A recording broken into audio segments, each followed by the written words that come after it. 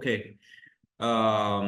First and foremost, welcome to IBA London's podcast, where we explore the latest insights and trends shaping the world of business and management. I'm your host for the evening, Tariq Mukhtar, and today we have an exciting discussion lined up on the latest trends in project management across Europe.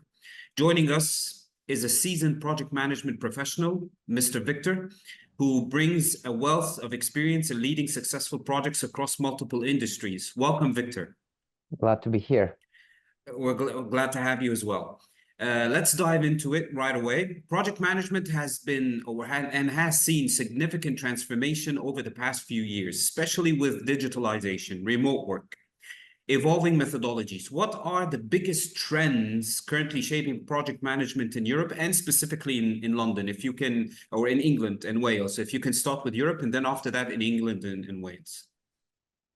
Well, first of all, I think we're still the Europe, right? So it's definitely something that is common to the rest of Europe. So I would say the most important trend for the past probably couple of months is that everyone is trying to push for getting people into offices back. We all heard from JP Morgan, we heard from other big companies. Amazon recently established 5 days in the office again. So I think we kind of getting, I would say, more established or more settled with hybrid policies. So we either some companies just completely get rid of them, or some companies reevaluate them completely. So for example, some companies just decide that, we don't have enough office space, but we still want people in the office.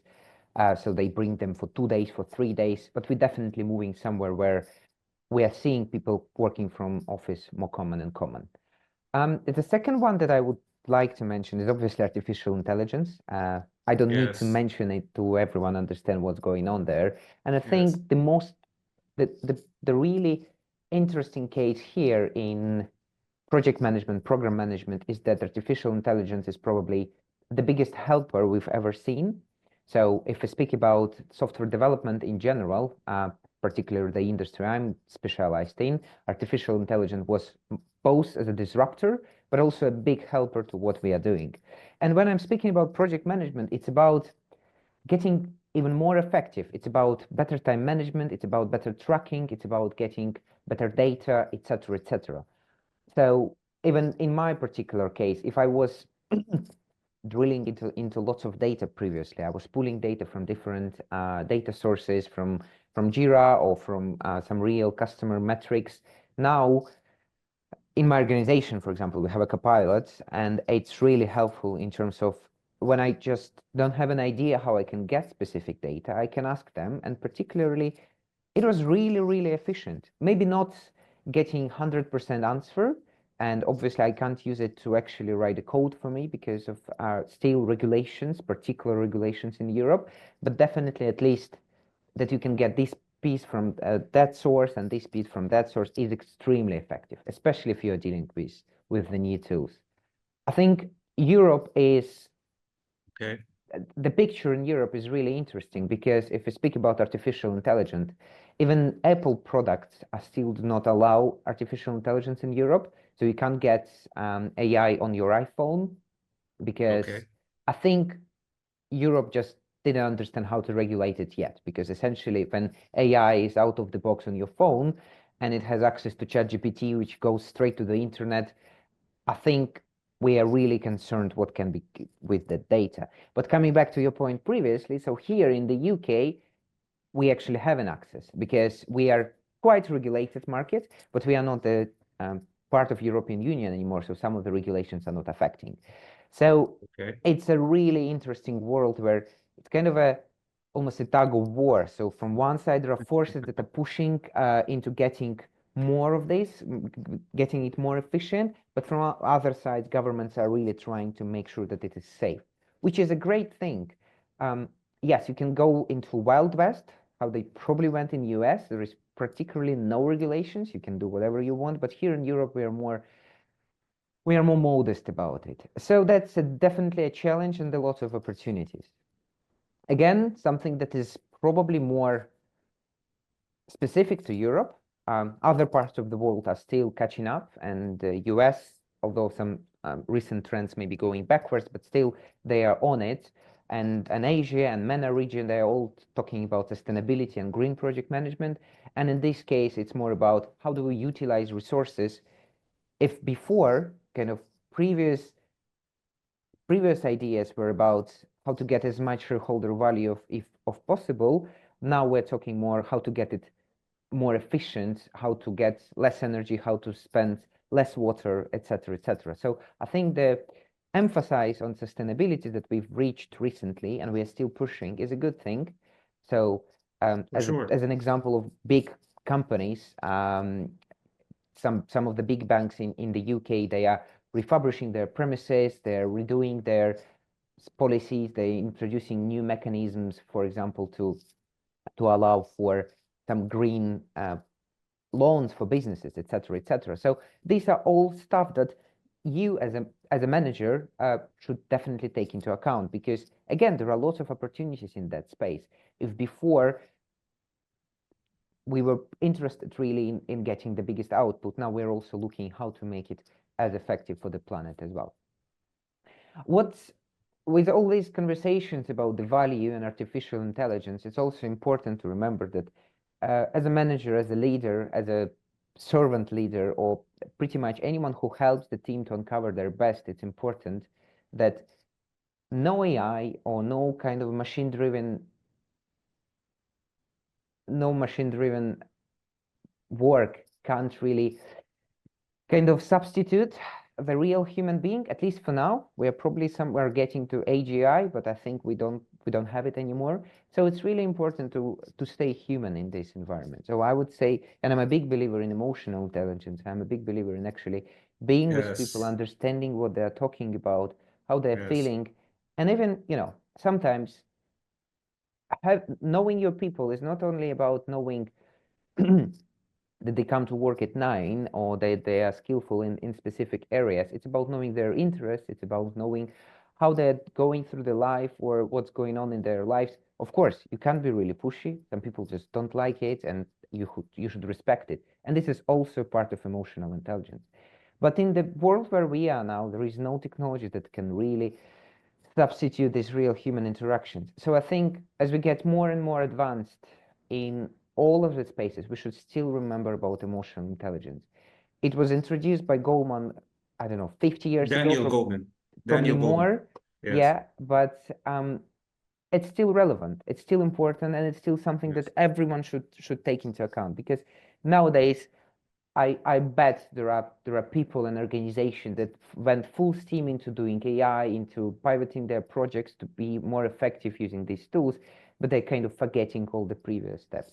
But again, AI is just an additional step in our journey. It's not something that just, you know, we completely forget whatever was before and now we're going through. And obviously, data-driven decision making is probably something we've been doing for a long time before. But even with the example that I mentioned previously, in my work, I'm dealing, probably my morning starts usually with a dashboard that I just look at whatever is going on, whether there are any blockers, and how can I help the team to actually unblock them and try to make their work best for today. And the fact that now we're getting as much information as possible. Information is literally everywhere. It's on your phone, it's on your laptop, it's on your email, it's everywhere. It's really important to use all these tools and use all our knowledge to actually understand what bits of information we want to use and which are not. So this data-driven approach is probably something we just can't ignore. Hopefully most of organizations didn't ignore it for a long time already, but at this point, the amount of information is just insane. If I can interrupt here and ask you a question in regards to the first part of your answer. When we're talking about, first you talked about companies like Amazon now currently are going backwards. That's the way I see it, really. Going backwards into working instead of remote work, going back to work into their offices. Isn't this going backward? I mean, the whole world now is integrated, and that everyone is working virtually. Even IBA London work virtually. A lot of people work virtually. So and people are very happy. As I recall, in Indonesia, there was a out of every 5 people, 3 people deny working for a company if it's not remote work or working from home. So what do you think about this in regards to how will the AI impact this? I mean, even in China, I've seen there's a full restaurant, capable restaurant, a project that even the chef is a robot. So in terms of working, going backwards to working to the offices, do you think it's a good thing? It's a healthy thing? And how will AI impact that from a project management point of view? Will it increase people going back to the offices again? Or are we going to go back into going back and forth between virtually or not? And does Europe now welcome working from remote work, or they prefer going to the offices? As a first question. So this is again one kind of the biggest difference between Europe and the United States, is that the regulatory environment is much more important here. So I believe there is a law in the British in the British Parliament that they're trying to introduce the new workers' right bill or something like this. Pardon if I pronounce it incorrectly, but I think the idea there is that there should be a right for remote work where it's possible. So kind of on the government level, they want to make sure that this is possible. And I agree with you. I agree that some sort of hybrid arrangements are definitely effective, and I agree with you that in some businesses it's just much more efficient. You don't spend time on commute, etc., etc. Where I probably have I'm not sure this is controversial, but I think these companies are doing this just because they can. So the job market at the moment is definitely challenging. We're getting through this AI transition where there is a lot of changes and a lot of stress, and people are definitely feeling a bit insecure about what's going on. So these companies are just leveraging the opportunity that at this point they can definitely take this and use this to leverage that everyone comes back to office. Whether this is effective or not, we'll definitely see in the nearest future. I mean, most of these companies are public, so they will either go up or down. But even in the space of major technology players, so I believe Apple is still sticking to 3 days in the office. Same does, I think Google. I'm not sure whether they're 3 or 4, but it's definitely not 5.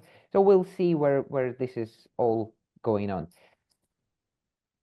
Yes, I think it's just they're using the opportunity, and we'll definitely see how it goes. We'll definitely see how it goes. We'll definitely see how it goes. And that's very interesting to me in my books. With the rise of hybrid models, how are European companies ensuring efficiency and collaboration, especially in a remote or a hybrid work environment? If we can talk a little bit specifically in terms of hybrid, 3 days from office, 2 days from work, from a project management point of view, how can AI, and do you use AI tools to help you see what your team is doing? You're a program manager, as I know from Lloyd Bank. How do you follow up on people's work in terms of hybrid? How do you see, do they finish their tasks? Is their task efficient or not? Do they communicate regularly during work time? Is there work time or not? I mean, if I'm working from home, I can work from 1 till 9, or I can work from 9 to 5. So how do we do it, and how can we use AI to follow up on their work? So the most important thing that I've been using since the COVID start is probably all sort of advanced collaboration tools, online collaboration tools. I'm a big admirer of Miro. I'm a big admirer of Mural or Whiteboard from Microsoft, whatever. So even in my organization at the moment, this is the public information. We opened a huge development center in India, and we have lots of engineers over there. So essentially, all our teams are hybrid at the moment. Some people are in office in the UK, some people in office in India, and that's all is not possible without advanced collaboration tools. So if before, when I have an idea of the workshop or kind of a conversation or facilitation, I would go, maybe we'll draft an idea we'll try to search for on the internet for some template. Let's say I need a template to conduct a facilitation of project work breakdown or something like this. Now, this is essentially where AI comes in, because this is an extremely powerful tool that not only can draft you specific ideas, but also even with visualizations. All these tools you can do you can do a simple whiteboard and just use the like Apple Pencil, something like this, but it gets much more interactive or much more pleasant to your eyes if you use nice graphics, if you use nice materials, etc., etc. And this is where all these tools come together and they come into play. It's not, it's kind of was expected that all companies will start to introduce. I believe Jira now has a partnership with ChatGPT. So if you're using Cloud Jira, you can just basically click create ticket and ask ChatGPT to do whatever you expect. By the way, sorry to interrupt you, by you mentioning ChatGPT, the new competitor of DeepSeek, do you think it's really a competitor, and is it a competitor in Europe? Because it's done a huge, it had a huge impact on the economy of the United States of America. So do a lot of people use DeepSeek, or is there a competition here between DeepSeek in Europe and ChatGPT, or are Europeans sticking to ChatGPT? There is definitely a huge interest in it, and I think it's an absolutely great thing that we have a great competitor, which is kind of coming not from the Western world, but also from the other parts of the world. Because, in a globalized society, everyone has new ideas, maybe brighter ideas, different resources. So it's a great thing that we have a competitor finally. In terms of usage, so I think that will be challenging again because of regulations. If OpenAI and ChatGPT are pretty open to kind of work with the European governments, at least try to understand what they require, definitely major players like Microsoft or Samsung are definitely looking into how to make it work for both parties. I am not really sure whether DeepSeek is interested in working with European governments, but we'll see. And it's definitely an interesting challenge. But when you talk about regulations, does ChatGPT, does the European governments really enforce certain regulations of ChatGPT? But doesn't that limit a little bit the usage of AI and its capabilities? I mean, if you put a lot of regulations, what is the purpose of regulations? What are they afraid of? And that's where we getting into kind of this ocean of why Europe is not growing and why we haven't seen really much economic growth. Because work-life balance is great. You can work 7 hours a day and drink a cup of coffee on the summer terrace, but yeah, we probably focused on a different thing, which is not a bad sign. But we just need to see how the other world evolves, and hopefully some of the recent changes will force the Europe to step up. I believe France is doing great thing with Mistral, with their AI and the big investment in terms of energy consumption and energy infrastructure for them inside France. So we'll definitely get there. So yeah, that's an interesting world to be, right? And yes, I'm absolutely excited that there is a competitor because there is a problem, and maybe it's even great that we've seen this competitor when we are kind of, it's maybe as good as, or maybe a little bit better than the OpenAI product. But yeah, it's much better to know that there is a competitor now, especially for OpenAI, than if they, stayed in shadow for 6 more months and then they suddenly appear with absolute breakthrough. That would be really challenging. All right. Moving on into something also very interesting. Speaking of AI, do you think automation will eventually replace project managers, or is it more of an enabler? You said before in the beginning of this wonderful discussion is that you really believe that no way AI will replace humans or will fully replace humans. But the way I see it, since I've seen a video of China where a chef is actually a robot, how crazy is that? Mm-hmm. Do you truly believe that project managers can be replaced or not? And do you believe if we can focus on the subject of what kind of jobs will be replaced in Europe? Since there are a lot of regulations, I truly believe it might be limited according to what you say. But what do you think about that? What are your insights? So it's definitely hard to predict, and I'm not a big fan of predictions here. Before October 2022, only those people who were really deep into the subject, they knew that this is coming and they knew that this is going to happen, because I believe OpenAI gave access to some researchers before the official they officially went public with their model. But you know, if you open that model now, you'll be amazed how much progress there have been. So 3 years have passed, and if you compare Yes. the current model with the first model, you'll be, oh, this is slow. It doesn't have context. It doesn't understand context between chats. It doesn't know history. It can't go. You remember, it was not able to go online. It was acting based on data snapshot of 2021, but now it's all instant. You ask to research. What they do with deep research is absolutely amazing. So I think it's quite, I wouldn't say arrogant, but I just say we've seen so much progress for the past 3 months and we just don't know where it is going. I don't believe, if we speak about personal feeling, I don't believe we will be able to replace the human interaction, definitely. And for me, program management and project management is more about human interactions. Yes, there are tools, but you know, tools are quite easy to learn. The hardest bit to learn is actually the emotional intelligence, the ability to understand what's going on, ability to control your emotions. These are the most important things for me. So as soon as AI is not conscious, we're safe. But as soon as it gets Okay. some consciousness, well, then we are probably in trouble.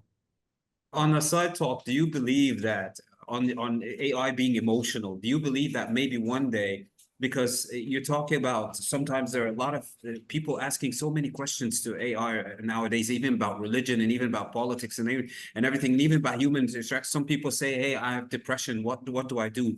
There's the idea of medical AI now, where if I have a flu or something, there'll be symptoms. I go to ChatGPT, I write the symptoms, and it tells me what to do. Do you believe that it will be conscious one day? Do you believe that AI can have emotions one day? So I've been doing, my girlfriend was looking into learning a language, and she was looking into kind of an online, basically something she can contribute probably 15 to 20 minutes a day just to pick up some basic words and basic phrases. So even in ChatGPT, you can use the voice chat with ChatGPT. And first of all, I was absolutely amazed. You can pick up, I don't know, probably a couple dozen of accents, and they Okay. think definitely it responds in an accent, in a language, it corrects you, it definitely lets you, it kind of feels that, you know, you stopped or you said something like, oh, it doesn't work, or I don't understand. And and it goes back to you and say, no worries, I got you, let's try again. So we're getting there. But again, Okay. this is all about predictions, and this is all about you know, essentially the huge database. If you think in academia, right, we are here in kind of an academic perspective as well. Most of the research and most of the data we know about us is actually built not on that big data set. I think typical research for university would be, I don't know, maybe 1,000 people, maybe couple thousand people. That thing has much more, and for fraction of cost and for fraction of time. Of course, it acts with the data that was pre-processed already, but again, it's hard to make predictions. It's definitely doing a lot of progress, and we just need to be mindful that it evolves, and we should evolve as well. Okay. All right. Perfect. What is your view? What is your view, Tariq, on In the terms of consciousness of emotional, AI? well, to be quite frank, I don't think that robots will ever be emotional. It might, through the data, as you said, any research inquires like 1,000, 2,000, maybe 5,000 people to do the research. I really do not believe that AI will have full awareness and full consciousness to the level that us human beings will be ever. And it's because the way I see it, it generates data from online, from thousands and millions of data and information online. So it only picks up lines that we already have designed. So I don't think that a robot will be fully conscious, though I truly believe at some point there will be a high level of recorded answers to most of the things that we do in terms of conversation. So they take the recorded answer, they reply back, or they generate through the information, they reply back to us. But I don't think that they will be fully conscious. That's my view in terms of consciousness and emotional awareness and emotional intelligence in terms of AI. All right. It's also an interesting one, because if you look into kind of sci-fi literature from the previous century, most of them were speaking about some kind of humanoids or robots that are walking around and speaking, but we ended up with a chatbot. Like, no Yes. one ever thought about it back then. So it's again, it's all about predictions. Yes, we are probably getting there with robots, but 50 years ago, no one would think that there will be a chat that you can message. So let's stay Yes, tuned on this let's stay topic. tuned and see. In terms of engineering and project management, I do say one thing is that robots and robotic process plants have replaced lots of humans in terms of factories. If we're talking about FMCGs, and if we're talking about Nestle, and if we're talking about Coca-Cola and all that. So there have been a lot of replacement in terms of human beings. When you say project managers will not be replaced, I truly believe that. But in terms of engineers and in terms of technical part and technical work, from an engineering point of view, I know your background is engineering. Do you truly believe that AI might have a say in this? Even more jobs will be cut and shortened by AI. Do you think this might happen in the future? I think we'll get data probably this year. I think we're definitely going into a not maybe not a problem, but a kind of a again a change in the market, because I was quite lucky. I did university in computer science at the time when computer science was booming. Market was extremely growing. Everything was getting there. At the moment, I can't really imagine if you graduate from university how you even land in a job. Unfortunately, because the Wow. advancement Really? of all this stuff. I mean, at least in software engineering, because Okay. again, probably we've done lots of advancement in terms of, again, AI and materials, and the progress we've done in the past 3 years is just absolutely insane. And most of universities, in terms of especially hard skills, they're still probably trailing. And if your professor and your university haven't done any adjustments to the program, you'll end up having a conversation after uni that you can do some basic, I don't know, web page or chatbot. But now but everything else, this is pretty much irrelevant anymore, because again, the stuff that Copilot can do, the stuff that ChatGPT can do, it's basically, I don't know, probably first 2 years of my computer science degree. My skills after these 2 years could completely be, yeah, I could be really, my first company could use Copilot instead of me. I would say like this. Wow. So Do this is, you, do you think Python it would reach the level that we even Python programming and all that? Since you studied computer science, I'm sure you studied the introductions to Python and all that. Do you think it programs its own self? Yeah, we reach a point where AI will program itself, and we will no longer have control over it. Like the movies have a concern about how technology will one day take over humanity. Do you believe that it will generate, we talked about the emotional aspect, do you think that it will generate its own Python programming to the level that it will take over and tell us to what to do completely? Do you think it might reach that level? um, let's see. It's hard really to make predictions. So my point here really, I think this is nothing new really. It's like we've been there before. So in the country where I'm from, in let's say 90s, it was extremely popular to become a lawyer. Then it was extremely popular to become an economist. Then at some point it was extremely popular to become a wedding photographer for some stupid reason, but it was like the best deal you can get. Yeah. Then it was in IT. So I think we'll just evolve into something else, and there will be new challenges. And the biggest challenge, I think, is how we adapt. And I think that the most important challenge is how we adapt for new generations, how we make sure that these people are able to success. Because again, uh, I haven't been to my university, and I hope that they've done some changes. But if they haven't done some changes, because I definitely seen some exams when I was in 2015, let's say. I definitely seen some exams that were there since 90s. If they Yeah. haven't changed, that they're definitely screwed. Okay. Yeah, but this is not a negative thing again. It's just a way of life, right? Yes, We we didn't have evolve. we didn't have an iPhone in 2006. Today, Apple presented iPhone 16e. I don't even know what E stands for, but it's absolutely insane. You know, it's what I think $599, Yes, and yes, yes. it has everything you need in it. We're just evolving. Wow. So Where let's stay we more just positive. Let's stay more curious, and you know, the most of education is about not not staying on the same place and getting new information and trying to evolve and trying to learn more. So yeah, if you are, I would say, if you're trying to get some new skills, you are safe. all right. Hopefully we'll be safe and we'll evolve into something beautiful. And that makes sense to me, you know. Another growing concern is you talked about sustainability and green project management. And you said, you know, we here in the MENA region, we're very much interested in the going green and sustainability.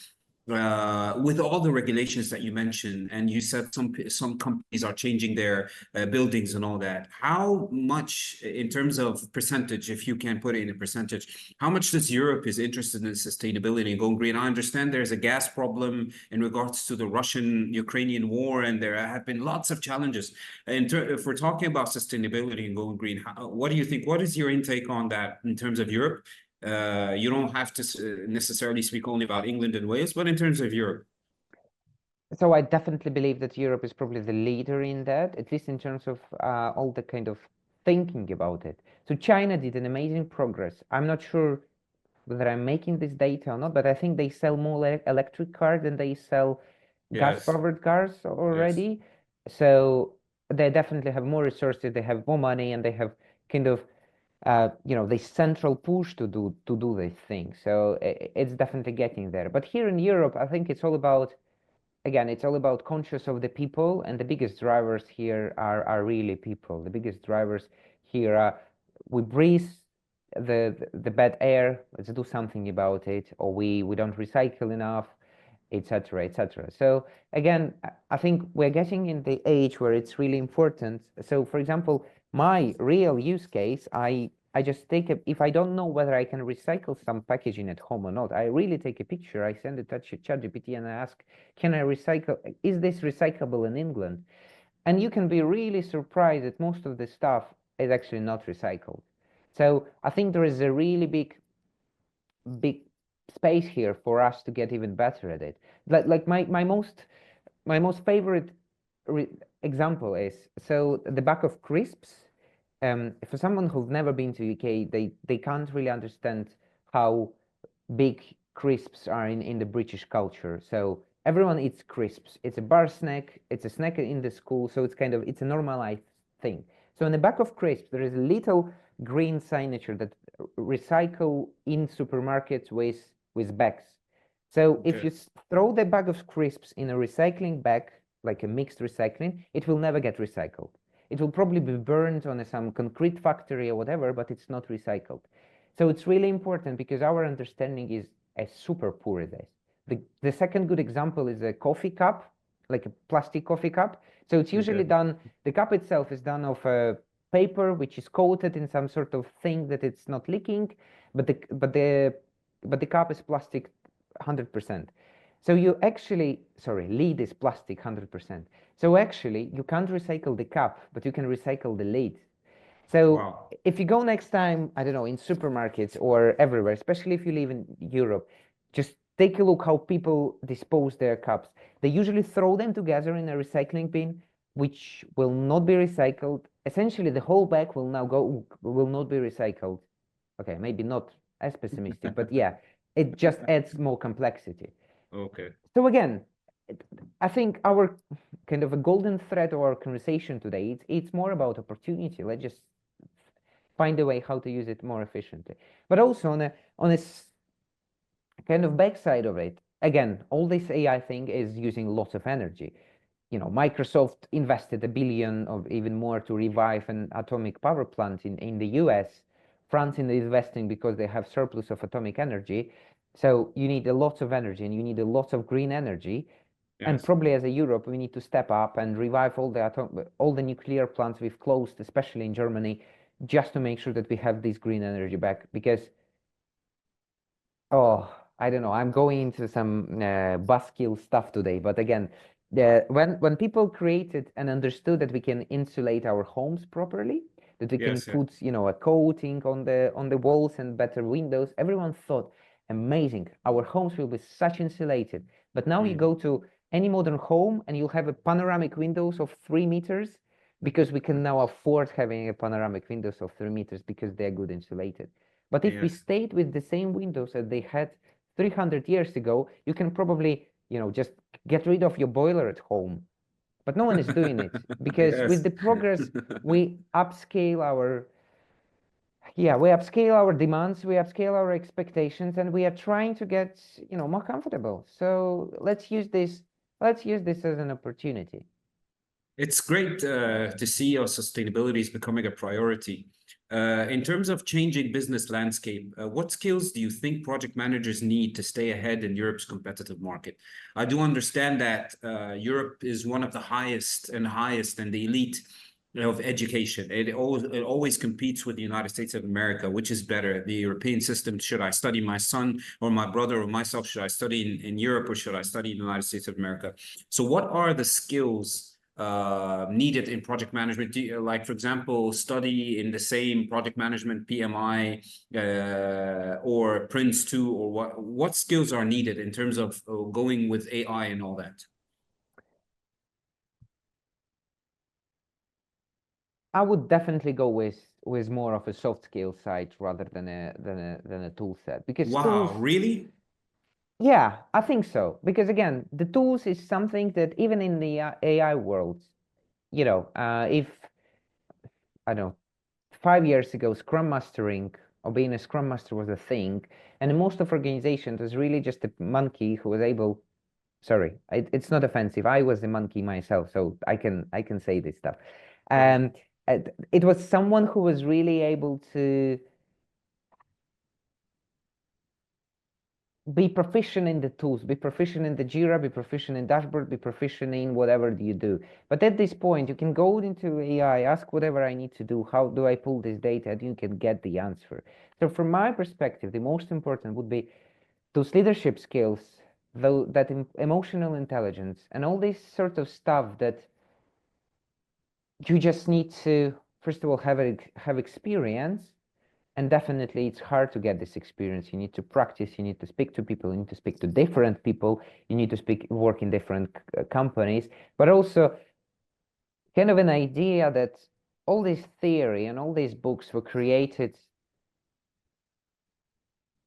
Let's take it different way. So most of the theories that we are using, and we've talked with you this today, maybe except artificial intelligence, were created 70 years ago, 50 years ago. So they are very well refined. We really know that it works, but you can't learn emotional intelligence. You can't learn feedback by asking ChatGPT, because this is all about interacting with people. When you're having a conversation face to face like we have today, you don't have this sideline to go and ask ChatGPT, oh, how do I respond to this one? Or how do I support these people? So for me, and in my personal development for many, many years, since I had a really great manager at one of the companies I work for, and she was really keen on us getting more specific into soft skill area. So I would say, go with the soft skills. It will probably not land you a job, because it's still, especially entry-level jobs, will be more about doing something basic and having an actual impact. But definitely, as you go further, you are not able to get further just having the tool set, just for a reason, because you are a project manager, so you're working with people, and tool set is not going to make them effective. You are going to make them effective. So no matter whether it's Prince 2, which is actually really funny, because Prince 2, it's kind of a UK thing. No one knows about Prince 2 outside of the UK. And people really created the whole business on Prince 2, which is, understandable. We would, as a human beings, we're trying to get money wherever possible. But Prince 2 in UK, so you've learned Prince 2 all your life, and you go to US and you say you're certified in Prince 2, and then what? Okay. So If you can share an insight on the difference between Prince 2, since you're a program manager, and the studies in America, is there a real lot of differences between the methodologies of Prince 2 and the methodologies of US, or is it a copycat from your perspective? No, so I think it was different when it was just created, and they kind of went in a different ways. But then Agile went more popular. So now, if you go for PMP certification or you go for Prince 2 certification, they will be really, really close. It will be going down to details, maybe to some, how companies just um, used to work in specific region, or how companies operate, and what is more important in this specific region. So I would not think that I would not say that it's really a big difference. So even if you go to PMP certification, I think the massive chapter is on Agile. The massive chapter is on AI. We'll get there eventually. So yeah, but culture is really different, and the MENA region is something absolutely outstanding in this case, because essentially, yes, obviously there was some industries inside, but most of the tech and you name it. So the region was lucky enough to attract the best talents from all over the world. So it's an enormous mix. If some industries existed in UK for hundreds of years, we still have the legacy of this experience, or in US or in Europe. In the MENA region, it's basically they've taken the best out of everywhere because they were able to attract the best people, and they probably don't really care about certifications as much as we care here. Yes, you definitely need something. And for me, certifications are always a straightforward path, because you just sit and you know that if you do the course and certifications, or you read the book, you'll just cover everything you need to be successful in a specific field. And then when it comes to actually implementing it, because you've done the certification, you know all the basics and you can dive deeper. So it's a good thing, but I believe you're not going to land the job anymore if you just have a PMP, because they have I don't know. Do they have 1 million? Like, they have a lot of certified Yes, people. yes, definitely. I would like to tell you that if we're talking about PMP, maybe a little bit different from Europe, here in MENA region, it is really famous to be certified as a project manager, as you are from PMI, or from. It is really famous to be certified from as a certified project manager from PMI, from Project Management Institute in Saudi Arabia and UAE. Even though Prince 2, I was aware. I studied project management, but with PMI methodologies. I did realize I was aware of the Prince 2 from Saudi Arabia. So actually, it is very famous, and a lot of people are certified. Most engineers and even governmental regulations in the MENA region, they say you have to be certified as a project manager to be able to obtain a high level or a high position there. So we're very aware of that. That's absolutely, Mhm. that's absolutely right. But the point is, everyone just have the certification, right? So it's not going to Yes. get you a job. It is a Yes. requirement now to get you a job, because this is not something. Moreover, lots of shady business is there, unfortunately. So I'm personally a PMP certified person, and I have zero intent in renewing it, because I think I have a better credentials as well. But my LinkedIn, I'm probably getting a couple of messages every week from companies that offer you credits, that you can buy credits for them to renew their PMP. Ah, okay. Okay. So you need to be really, I don't know. If I ever hire a person, if I ever have an opportunity to hire someone, I would probably not even think about asking them for PMP. I will be looking into that soft skill stuff. You definitely will not be able to get an understanding after a 1 hour conversation, but that's why, and again, look at Google, look at Apple, look at Amazon. They have 8 to 10 stages of interview, and half of these stages will be just a talk, like a behavioral conversation with someone from the team, just to try to understand what kind of human being you are. Yes, there will definitely be hard skills, but I bet they don't care about PMP. So yeah, it's a good one. I highly recommend to get it. It's a great learning. it's a great path. It's a very straightforward path because everything is explained. There are plenty of courses. There are great courses. It covers all the required information. It's almost like a university. But, you know, in these worlds, it's like having an internet in 1997 was really important for you to be able to do something.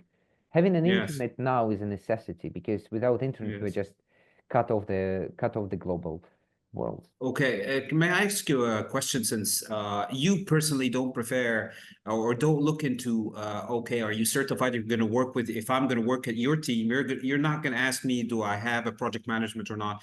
Does the MBA and DBA in terms of Masters of Business Administration, Doctoral Business Administration, as we provide in IBA London, is it important in Europe? Do people ask, or do people like here in the MENA region, sometimes it is mandatory to hold an MBA or a DBA to be able to obtain a job. Do you have that in Europe currently? Is it as important as it is, or is it fading away, or what? What's your insight about that? So definitely any degree, any university degree will be more important than PMP. And it's more about time commitment, and it's more about being resilient enough to go through it. Because if you think about university degree, it's 4 years in your late teens, early 20s, when you need to do consistency for 4 years doing some stuff that if you're lucky, you may be interested, but most likely most of the stuff you just don't like, let's be honest. So it's about being resilient, and it's about doing the task that you believe will help you, you believe will get you necessary knowledge, and you believe will help you advance in this world. So for me, having any degree is really important, especially if it's a relevant degree to the field, if it's a relevant degree to the role, it at least gives me an understanding that this person has a computer science degree. Then I know that I can pretty much rely to them on algorithms, on some basic math, etc., etc. Same goes with MBA. So when I was studying, one of my professor said really an interesting thing, and I was really amazed by this one, and I still recall it from time to time. So he said that when you're going to be senior enough and you're going to sit in the board of your organization, so there will be a CFO, there will be a CTO, there will be a chief, I don't know, name it officer. But if none of them have an MBA and you're the only one who has there, then you're probably the only person who understands what everyone on the table is saying. Because having an MBA is a unique opportunity to have this kind of an overview of whatever you're doing. And again, the big part of it is actually reading, is actually understanding and going into research. If you're doing an MBA, like you will have your lectures, you'll have some webinars, you'll have face-to-face lectures, etc., etc. But then you have a reading, you have an essay, and you just go and you try to understand what you're trying to be there. So I think it takes probably 20 to 30 hours to write an essay, of which, I don't know, half of it is actually writing, but half of it is reading. And you can get some absolutely amazing pieces of information out of there. You can get case studies, and having, especially if you're curious, and you do this study, you'll probably get all the accesses from your university, you'll have access to library, and if you're really passionate about topic, you can get a lot. So I'm particularly interested in, and again, I mentioned that soft skills, I believe, is the most tangible skill you can get in the modern world. So I'm particularly interested about leadership and motivation. And when I was going through that module, I've spent a lot just reading whatever they've provided with us. Like there was a couple of books and couple of researches, etc. It gets you a great perspective. So yeah, summing up, definitely MBA is more important than PMP, and a degree is more important. It's just, again, PMP. Think about PMP as a course at university. You've done probably 30 different. Okay, 30 may be too much. Let's say 20 different subjects in university, and just think that one of them might be PMP. So when I was doing university, one of my classes was networking. As a part of networking, because we had a collaboration, my university had a collaboration with Cisco. As an exam, we were doing certification by Cisco, an amazing one. I think if any university partners with PMI, and when they do introduction to project management allows people to do PMP, that would be absolutely amazing. The cost should be, if you're speaking about some thousands of tuition fees for universities, cost of $200 for certification should not be a big deal for them. They can definitely get some bulk thing. Yes. So, yes. Definitely, again, fantastic insights. I have one last very quickie question for you. Do you see expansions in UK projects to happen soon? That's the last question I have for you. Do you see any expansions in Europe in terms of projects and in terms of economical status with the AI coming in? Do you think is Europe still prosperous as it used to be or not? This is the last question. That's the biggest challenge, and I'm probably, a small pawn on this chessboard, and I can't really answer it. But I believe that Europe is probably stepping up, and I think we'll see some absolutely exceptional opportunities going on there, because Europe finally understood that, they have to do something, otherwise they will just be left behind. So I'm a big believer that the election that are happening this year all over the Europe and in the coming years will frame what's going on the continent, and hopefully that we will be having a great conversation across all the countries, how to make this happen and how to actually evolve and how to get the best results out of it. So yes, all right. I believe that we will expand. There are many conversations, even in the UK. There are some great projects, some controversial projects, but the most important is that we are actually talking about projects. And even, again, coming back to MENA region, the NEOM thing, absolutely exceptional. Yes, it might not be happening as it was envisioned before, like at the very beginning. Maybe it's not 100 kilometers, but even if it's 20 kilometers and it's a sustainable and basically place in the desert where people can get together and work and create something fantastic, this is amazing. So there are many lessons we should get from different regions in the world. But I think Europe is a nice place. At least, we are really lucky. We have a nice weather, we have seasons, we have good food, etc., etc. So why shouldn't we have great projects and great technology? Perfect. Fantastic insights. Thank you for sharing your expertise with us today. And that wraps up today's episode about the latest trends in project management in Europe.